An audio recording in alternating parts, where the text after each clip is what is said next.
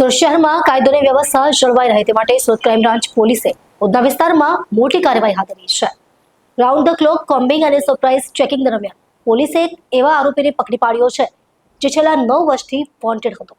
પોલીસની આ ઝુંબેશ અભિયાનનો મુખ્ય ઉદ્દેશ્ય ગુનેગારોમાં ભય પેદા કરવાનો અને શહેરમાં વધતી જતી ગુનાહિત પ્રવૃત્તિઓ પર અંકુશ મેળવવાનો છે। ઉધના સહિતના સંવેદનશીલ વિસ્તારોમાં ચેકિંગ કરવામાં આવી હતી। આ અભિયાન દરમિયાન જે આરોપી પકડાયો તે લાંબા સમયથી પોલીસની રડાર પર હતો।